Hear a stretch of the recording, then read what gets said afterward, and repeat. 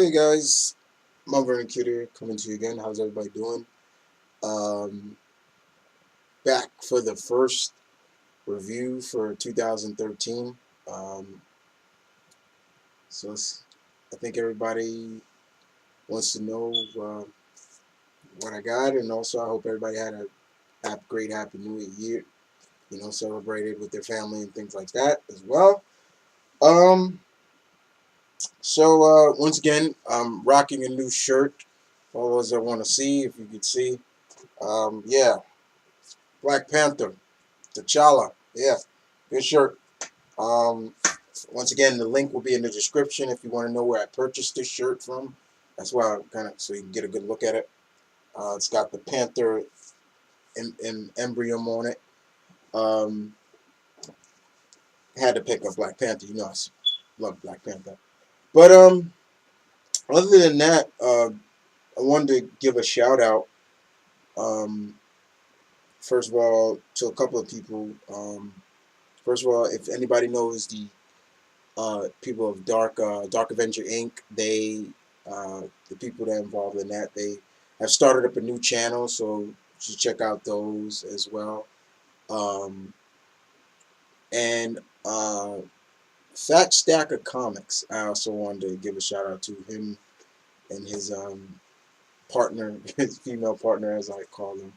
It's kind of funny that it's weird that this is a guy who graciously is always coming on my reviews or Blue Goblin's review, and always gives his input on what's the books and stuff like that. And here I am, I finally sat down and watched a review or something of his, and I was just like kind of felt a little ashamed. I'm like, this guy's always showing respect with me, and here I am for the first time only doing it. So I was like, I was really kind of messed up about it a little bit. But let's get to the comments, shall we? This is the comment review, and this week was good. The first week of January was really good. I mean, like I said, like everybody's been saying, it was pretty much a standard issue, uh, selection. Not a lot of books coming out, and I always said that's usually about the third week for comics. Third week of the month. That's when the big pull list comes out. I can vouch for that. Um, but I got about 13 books for you to cover. And as always, the lineup changes. I usually change the lineup in terms of how I present them. So this time for January, what we're going to do is we're going to start with DC, sandwich it in with independents if there's any independent books I pick up, and we're going to end it with Marvel. So like I said, 13. So we got 5 DC, 1 independent, and a few Marvel. So let's kick it off with none other than Batman, The Dark Knight. This is issue 15. Greg Hurwitz and David Finch. Finch's artwork is great. He's one of my favorite artists. Love it. And Greg Hurwitz does a very good job. This is the final act with Bruce and the Scarecrow. And yeah, pretty much that cover represents a lot. It's a checkmate for Gotham. The Scarecrow basically literally pulls the act from Batman Begins, where they basically flooded Gotham City with the fear toxin. Pretty much he does it in this book, and it's up to Bruce to stop him. And it comes to the point where it's a dire need because Bruce almost dies stopping him in this, and that was really interesting. But it was fine. I loved this new take of Scarecrow. It's really cool, and it kind of didn't end so well for Scarecrow, definitely. So it's kind of funny. But yeah, it was good nonetheless. Very good indeed. All right. Next up, we're going to Francis Manipool, and that is The Flash, number 15. Oh, man. How many times have I said it before, guys? Francis Manipool is doing a fantastic job with The Flash. To me, doing a better job than Jeff Johns did. That's me. I don't know about you, but for me, yeah. Still dealing with Gorilla Grodd in this. Last time we left off, Grodd had Flash at his mercy. He was going to stab him with a signpost until Solovar came and protected him. And he pretty much tells, I'm forgetting the woman that is, Flash's girlfriend. This is not Iris. I'm forgetting her name. Solovar tells her to watch over. So she knows who Barry is and everything like that. And in the meantime, without spoiling too much, when they get Flash out of there, to recover somewhere, Flash starts to, his speed mind's kicking in. That's where he can literally see possible futures. He's starting to see a possible futures of what are going to happen if they continue to fight the invading gorillas. And out of all outcomes of them winning, it's still destruction. So it's like a win-lose situation for Central City and things like that. It kind of ends there, but it also gives a little session. Also, we see that Dire summons Dire coming for the Flash and the Rogues. So, without spoiling too much, yeah, that's pretty much the premise of this issue. And Grodd just is like now looking at the Speed Force like a drug, like he needs it, he craves it, and that was really good. I enjoyed that. All right, so we move on to Red Lantern's number 15. Belize returns, ready to paint the Earth red. First of all, none of that does not happen in the book. Okay, but man, was this good. Peter Milligan, I wish Ed Benz was back on, the artist on this, but no, man. Yes, this was good. Once again, don't want to spoil too much, but let's put it like this: Belize and Rancor, the first human Red Lantern, returns back to Earth, back to his hometown in England, to see how his brother's doing. He wants to see how his brother's doing after the death of their grandfather. And it doesn't go too well. Let's just put it like that. Especially with his brother. And also, Rancor finds the man that killed his grandfather. But there's kind of a switch for that guy. Spoil this for you. The man that killed Rancor's grandfather, he turned his life around. He's a cop now and everything like that. But when you see him, they showed his face for the first time. Rancor saw him. He's like, you. It was more like, and the guy, they showed his face and it was just like, so what are you going to do to me now? You're going to hurt me some more? Like, I've already been through 5 skin grafts already. And they're still working on it. His face is completely burnt. Like completely burnt. And Belize is just like, we don't have time for this and things like that. On the other side of the track, we got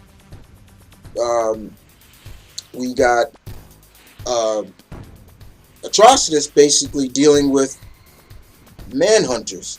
And at one point, he even tries to reprogram them.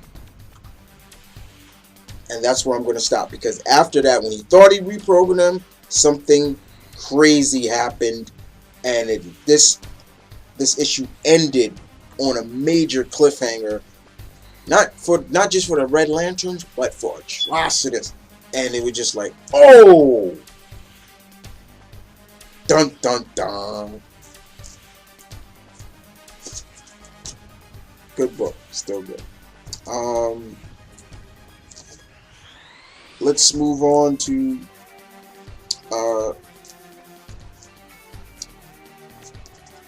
Superman number 15. This is still continuing the Hell-El. It's not hell. It's like Hell-El, like Con-El, Jor-El, Hell-El on Earth. Yeah, look who's in it. Lex Luthor, the greatest criminal mind, greatest criminal genius, and you know. So basically, the issue picks up where pretty much Superboy and Clark are going to a prison. They need to go talk to somebody. We don't know yet, you know. Now Superboy is still wearing Superman's armored suit because Hell tried to kill a Superboy, nearly tried to reprogram, nearly killed him, and the suit is healing Superboy. So his telekinetic powers are kind of on the fritz because of the suit. And so Clark is back in his look that he wears in Action Comics. And they're just talking, you know. Superboy's, you know, more like, you know, why do I have to come with you and things like that. And he's like, because you're a person of interest. And he's really, when they go to the base, they're shooting at them, and Superboy's like really confused. And when Superman comes down to the general and talks to him, he's like, look, General, I need to see your prisoner. And Superboy's more like, prisoners? Prisoner? You mean to tell me this huge prison is just one prisoner's in there? And then we're starting to see a little bit of something. But the big thing is that Superman needs a little bit of advice, because he knows whatever Hell wants to go back in time to have Krypton around, but in the cause of it, it would destroy Earth. And Hell is actually manipulating Kara, Supergirl. He's playing her like a fiddle. She wants to play tonsil hockey with him while he's just, you know, kind of twisted. But yeah, he comes to see Lex Luthor, and Lex is kind of deranged looking in this. I mean, he's got a huge scar in his cheek now from what they say it happened in Action Comics. Now, I don't read Action Comics, so I'll take the word of, you know, anybody who does read it, that Superman burnt his face or something, because he's got like a huge scar. And, you know, Lex is like, you know, you're my only equal, Superman, nobody else. So he allows Clark to talk to him in certain ways, so it's like that. But when Superboy tries to talk to him, Lex literally is like, don't you ever talk to me like that. You know, it was kind of crazy. The prison was created by Lex Luthor. That's why, and he says, even to the point, because Superboy says, how did he create this and why did he create this? He's like, Superman says, because I told him to. You know, I bet him like he couldn't make a prison that even he couldn't escape from. He did.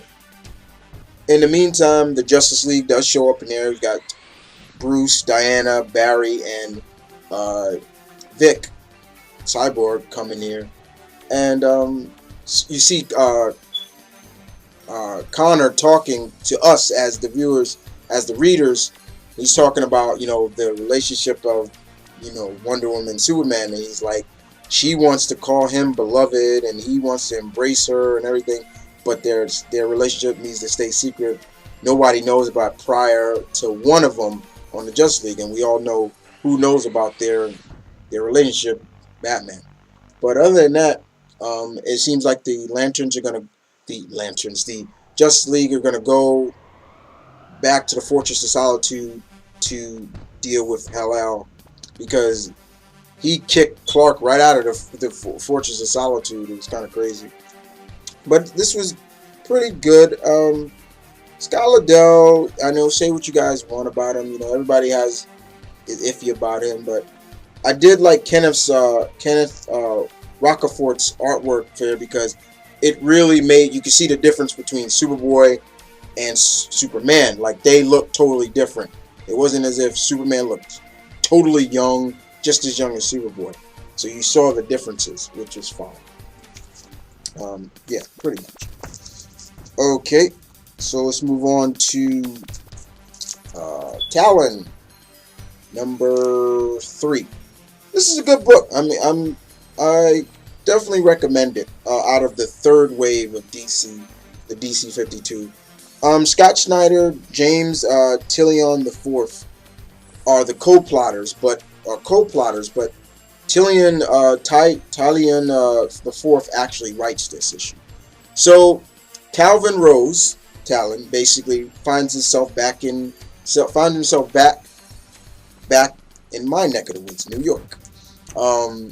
He's in Manhattan, and he's looking up an old friend that the Court of Owls wanted him to kill when he was a Talon for them, but he refused, and he rescued her and her daughter from the first issue 0. We kind of see what she's up to, and she kind of has a little bit of like a freedom fighting force going on to protect herself and to stay the course from the Court of Owls, including a big muscular Russian chick who was actually a guard of the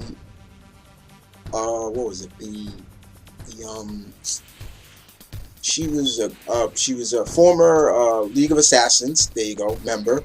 So you know where that comes. She used to protect and guard the Lazarus pits for Ra's al Ghul.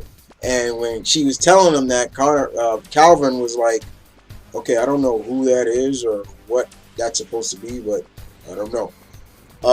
But their main objective here while he's back in New York is to shut down this bank that is pretty much run by the Court of Owls. And kind of in a sense make sure that the people he was protecting since issue 0 is still around. It doesn't go all that easy for him because the Court of Owls have released a Talon that really was not really under their control in the beginning. So they put him back on deep freeze, and that was in issue number 2 we saw at the end. And we got to see, in this issue, we kind of get to see at the end how this guy looks. And he is huge. To the point, you talk about huge, I'm talking to the point where when he was holding, matter of fact, let me just show you. Let me show you guys what this guy looks like. This is a Talon that even the Court of Owls couldn't really control because he just loved violence. And this is him right here. That big dude right there. He is huge. And he just looks menacing. Just take a look. Just menacing. But the issue was pretty good. Stings of the Past, that was the name of the story. You're really getting to see more of who and what became of Calvin Rose after he left the Court of Owls and after he refused to kill somebody that the Court of Owls wanted him to kill. But it's cool, and I love the cover, him on Broadway, which is really good. That's it's just fun. And you've got the Empire State Building in the back. Very cool cover. Alright. And the last DC book is basically Teen Titans, number 15. This is the Death in the Family, tie-in. Scott Lobdell, Brett Booth, I like his artwork. So the Titans come to Gotham because Tim is Red Robin. Tim, they feel that the Joker has Red Robin. Now, Batgirl does make a guest appearance in it, and she confronts the team. And right from the get-go, they're all like, "Oh my God!" Like Batgirl, like, "Did Red Robin tell you about us?" And she's like, "No, but I know who you guys are because of that little stunt that you pulled on Liberty Island, the Statue of Liberty, back in issue number 2 or 3, one of them." But the funniest thing in this is just the sheer evil eye that Barbara and Casey are giving each other. They're like giving each other the evil eye, like, Almost, it's like who's gonna back down first. Like it was really funny. But yeah, Tim is the Joker has Tim, and he's just messing with him. He put Tim back in his old costume, his old Red Robin costume, you know, and he has Tim's wings, and he's using them, and he's joking around with it. And the base of it is just they're just trying to the group's just trying to find Tim. And at the end of the book, we see, some other factions that are going to play a factor in it. Now, that story is going to pick up what goes on with them, and I'll spoil it for you. It's Artemis and Arsenal and Starfire. I love Corey, good, but I keep saying, Roy, take off that dumb baseball hat. But it seems like, now I don't read Red Hood and Outlaw, so I would have to ask Gabi or somebody else who reads it to tell me what happened in there when they teamed up. But other than that, it's fine for what it was, and it makes you wonder, like, how's Tim gonna get out of here? Because like I said, this is the most unpredictable version of the Joker I have ever read, and he is not playing. He is not playing at all. All right. So every once in a while, guys, when it comes to independent, I like to explore different independent companies and books and stuff like that. And this book caught my eye, and it comes from a industry called Comic Tribe, and it's called The Red 10. Yeah, I saw this and I was reading up on it. I was like, the story is gonna be like a crime drama mystery, almost like the game Clue. Who done it? A superhero murder happened, and the rest of her colleagues and stuff are trying to figure out what happened, who did it. It's a homicide. The creators of it is named Tyler James and Carlos Felicio. I hope I'm probably butchering that last name. I apologize. But the concept is there's a murder. A female heroine named Red, the Red Angel, I believe, is killed, like gunned down, point blank. Matter of fact, let me show you a little bit of what I'm talking about. The artwork is pretty good. Cesar, like I said, Felicio does the artwork. So here we go. They make up a town called Swanson Town, and as you can see here, she crashes in the museum, and we see her just get brutalized. Here, beat up. She's getting knocked around, beat up, and somebody's talking to her. Point blank, got a gun. She literally even tells the guy, you got the safety on. And bam, right in the head. Wow. So pretty much after that, it becomes a homicide.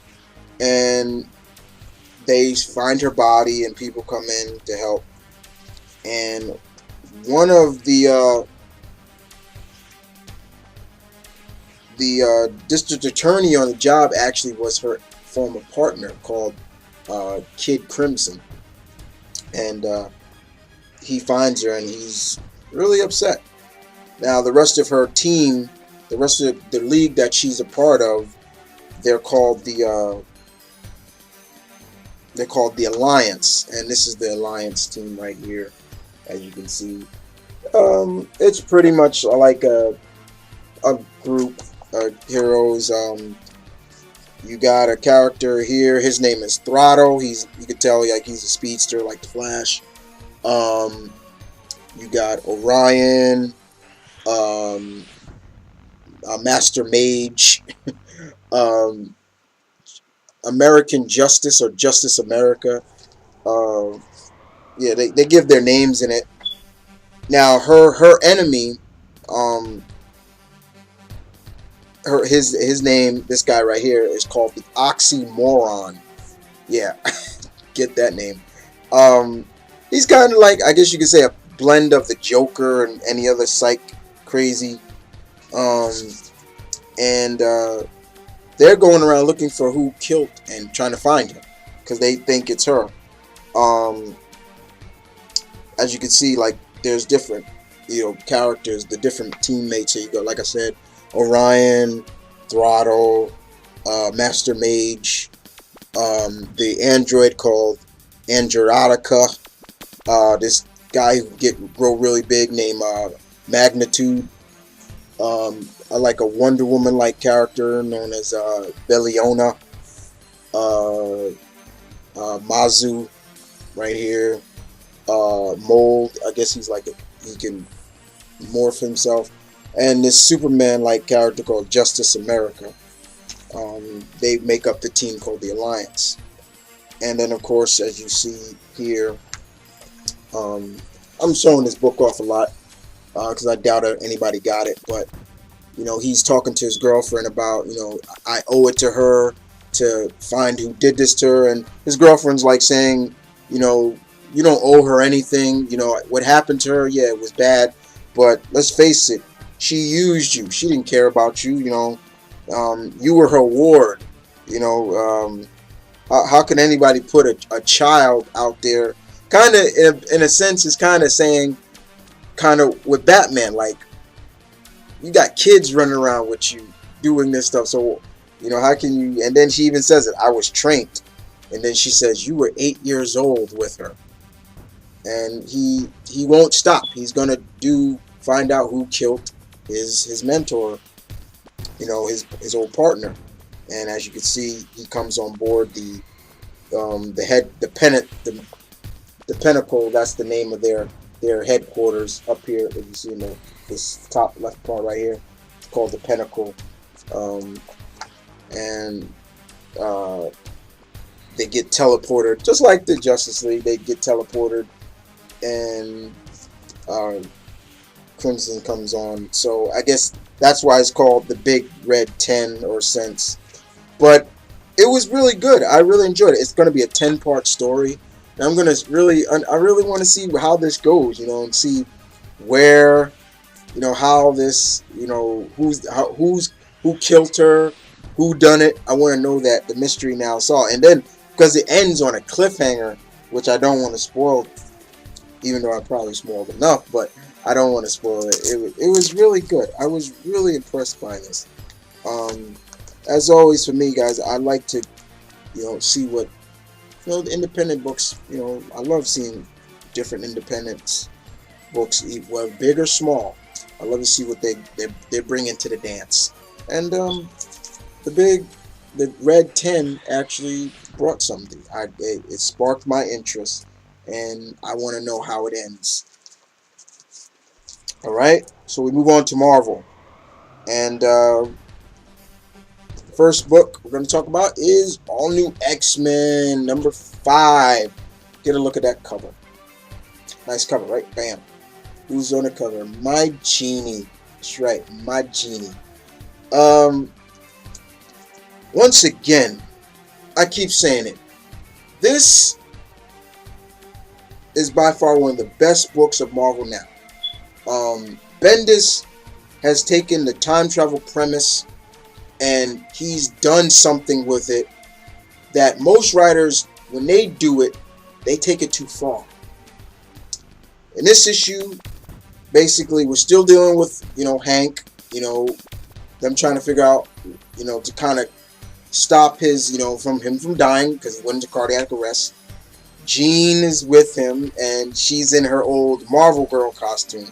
And Beast even says it in his mind, that was his favorite costume that she used to wear.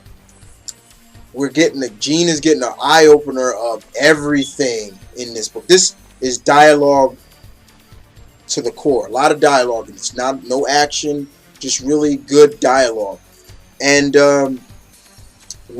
Jean is just seeing everything. She even tells Beast, like, how do I die? And Beast says, which time? It was like, which time? And she like literally like, what? Like, and so Jean's just like, show me. And you know, Beast is like, I don't think you. She's like, show me, please. Okay, he's like, clear your mind.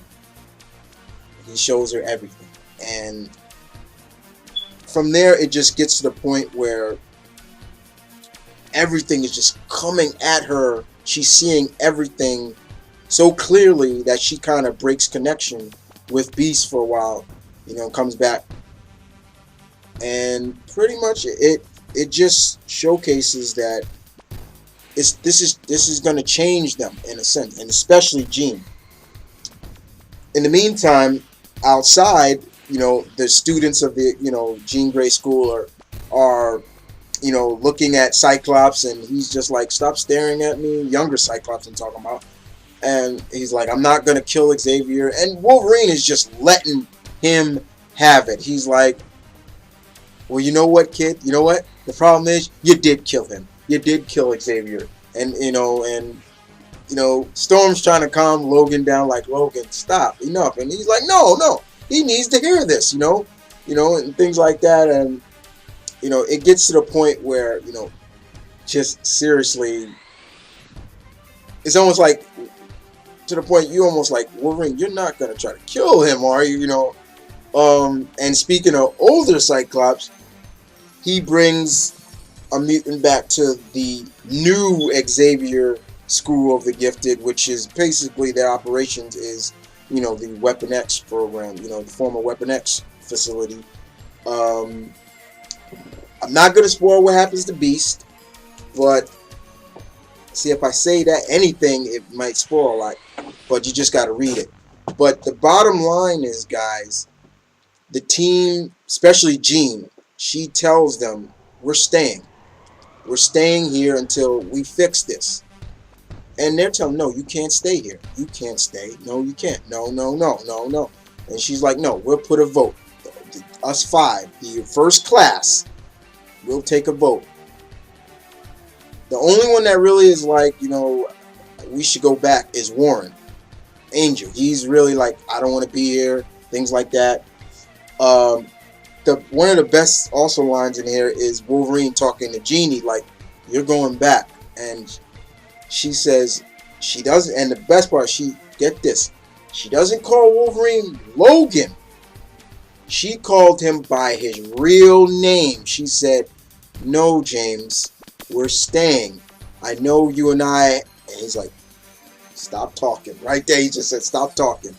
So they're really like confused about it. They're like, we can't send them back. They're not gonna go. Pretty much, you know, Warren's just like, okay, nobody's telling me what happened to me. What about me? Where everybody else is here, but where's me? Where's my future self? So, but I know there's gonna come a time where the two angels Warrens do interact. But Jean just really steps up. It was just really good to see her in all her glory. You know, I love Jeannie. I'm always a big fan of Jean's. And like I said, don't want to spoil what happened to Beast. But the main premise is Kitty is gonna watch over the original, the first class. She's gonna keep an eye on them because she's always felt that she wanted to do more for Professor Xavier than what they are doing. But yeah, I thought it was really good to see, you know, that as well. And then you got Cyclops saying, Jean, can I talk to you for a minute, please? She's like, no, Cyclops, just leave me the hell alone. It was like, oh, like, whoa, like, okay, don't be mad at young Cyclops. He didn't do anything wrong yet. You know, but yeah, this was just really good. And if I was giving a pick of the week, this would probably be it. This is the book. This was just really good. And once again, I applaud Bendis. The consistency is right there. It is right there. It is right there. It's just really good. I've been really enjoying what I've been reading from 5 issues already in. And if anybody has a problem with All New X-Men, tell me why you don't like it, because I would really like to know. But if you are liking it, like me and some other fellow comic lovers like me, just tell me. Alright, so we move on to Daredevil End of Days, number 4 of 8. We're still, Bendis and we're still getting into the story of what's going on. Bottom line in this book, which is the main purpose of the book, is the fact of, Ben Urich is still trying to figure out that word, Mapun, that Matt said before he died, before he was brutally murdered by Bullseye. In this book, in this issue, yeah, get a good look whose hand that is. That's Bullseye's hand. Bullseye dies in this, and you would say, "Oh yeah, how Bullseye died?" You want to know how? Shot himself, and not just typical put the gun to your head, pow. He sat down because he kind of went crazy. He laid himself down, ricocheted the bullet all over to him, hit him right in his bullseye marking on his head. That's pretty much it. Ben Urich just is trying to figure out the last moments of Matt's life and what the hell was that word. He goes so far to even go to visit in Rikers Island Frank Castle, aka the Punisher. Yeah, Punisher is finally in prison, in a maximum security prison, and that's how it becomes. It becomes that point for Ben Urich to figure out what the hell happened to Matt and what was that word. And yeah, in a sense, Ben might have gotten enlightenment from the Punisher.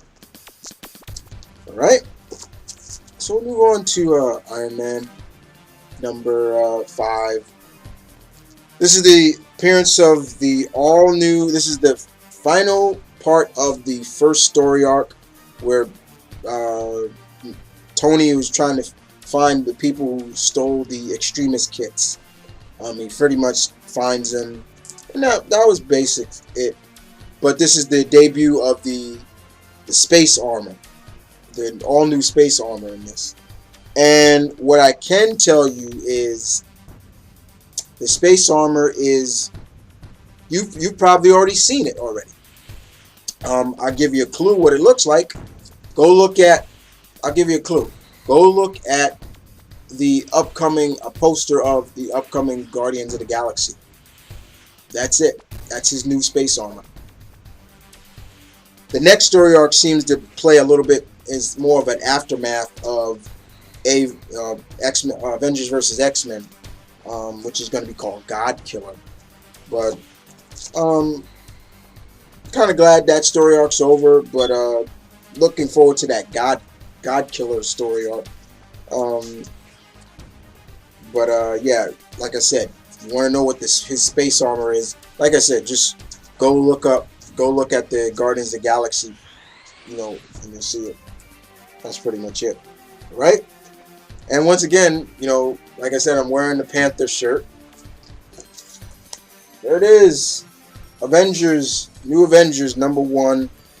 This is volume 2 of the New Avengers, I believe, volume 2. Jonathan Hickman and Stephen Eppening artwork, really good. I loved him on Captain America. His artwork is really good. They call it in the title, inside the title, they call it New Avengers Illuminati. So I'm like, okay, so why don't you just call it that? Period. But it's all in the beginning of the book. It showcases the beginning of the Illuminati and why T'Challa was against it. And then, of course, we enter Wakanda. Now, for everybody who's read this and you see T'Challa do some things in this book that you're just like, whoa, I don't remember T'Challa being able to do that.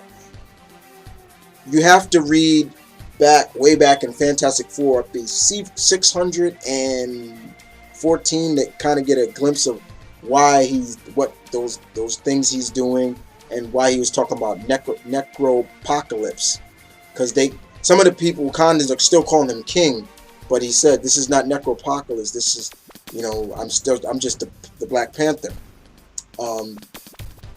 So once again, that means you have to go back to 614 to read what's going on and what's Necropocalypse and everything like that, because in that world, T'Challa is the king in a sense. But Hickman does a good job. Hickman's all about setting up.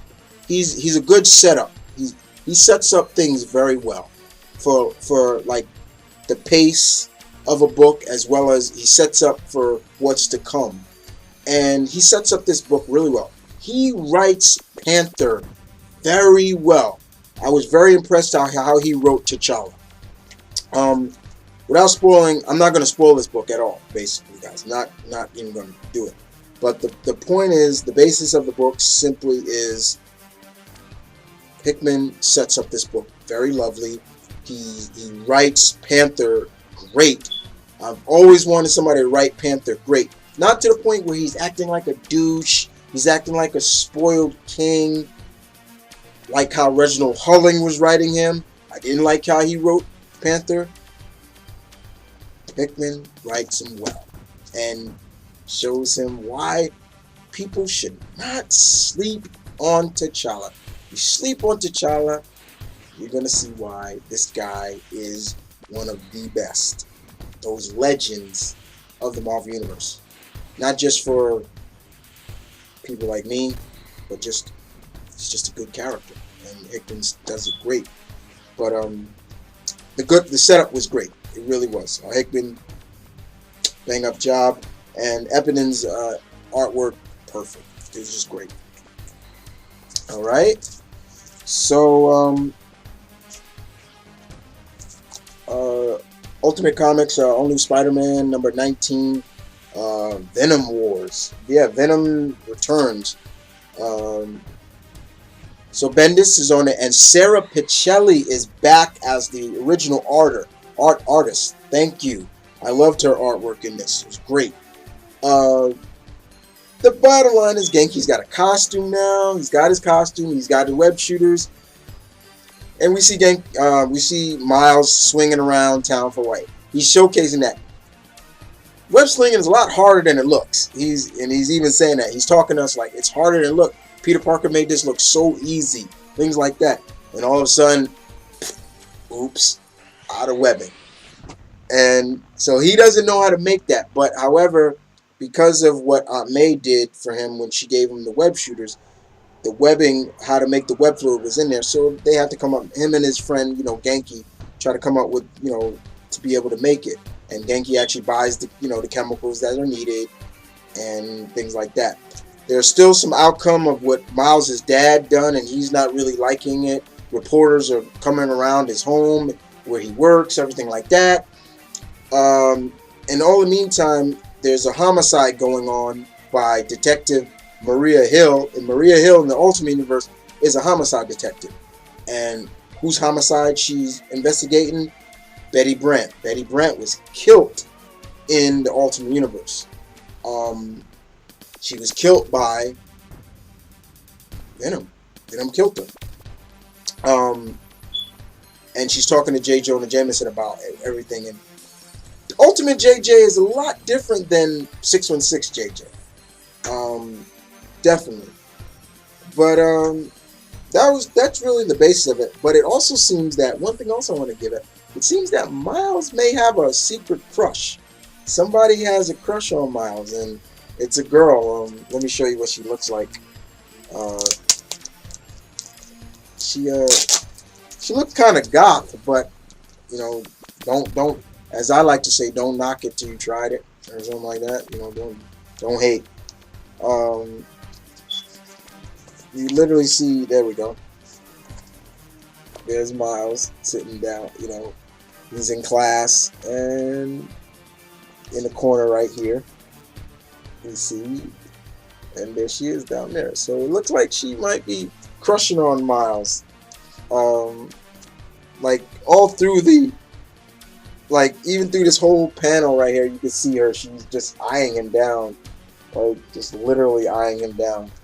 But like I said, I'm glad Sarah Pacelli's back on the artwork. It is real. Her artwork is really good. But it's setting up something more, and something bad happens to Miles' dad at the end of the book. I'm not going to spoil that. You should kind of know what's going on. Sense. All right. So we're going to end this with Cullen Bunn on Venom. It is a badass cover. Love that cover. Look at Venom lifting the Liberty Bell. He's still in Philadelphia helping out, trying to figure out what's going on, where his ally reporter friend Kathy Carrion is. Last time we left off, Flash was dealing with the UFOs, and he's still dealing with the UFOs, and he brings in a little backup to deal with them as well. His girlfriend, Valkyrie. And that was very much it. But it still doesn't give a who are the UFOs working for and why are they doing this and everything like that. So that's kind of where the plot thickens even more. It even thickens even more because what happens to Flash? You know, when he's fighting the UFOs. Let's just say the symbiote almost literally takes over. Yeah, it was good, definitely. Cullen Bunn said he's gonna try to stick more. He's gonna do more street level stuff for Venom, which I think a lot of people kind of were worried about, especially when they started doing all that demonic stuff, you know, hell and everything like that. He says he's gonna do more story driven, but lower, you know, like that. Like I said, that crime based stuff, you know, that you probably want from Venom. But it's first of all, it's just great to see the UFOs. It's been a long time since we've seen the UFOs, but it's getting there. It's building up pretty well. You know, for Flash makes a full move to the city of brotherly love, Philadelphia. Big ups to Philly. Yeah, Venom number 29 is really good. I enjoyed it. I enjoyed it very much. As much as I can, you know. But that's it, guys. Hope you guys enjoyed this review. First review of 2013, and as always, I enjoyed bestowing you guys on what I get and things like that, and watching other fellow comic geeks and lovers and things like that. But the bottom line is, that's all I have. We'll see you guys next week with the next review. Next week, actually, guys, Superior Spider-Man #1. Yes, I'm gonna, like I said before, I'm gonna ride this title, this storm, out. I'm gonna see where it takes me. But other than that, you guys take care. This is my running kid saying peace and love. Stay tuned. Keep it real. As always, guys, I'll catch you guys on a flip-flop. And once again, if you want to purchase the shirt, the Panther shirt, everything like I said, link in the description. But other than that, you guys take care.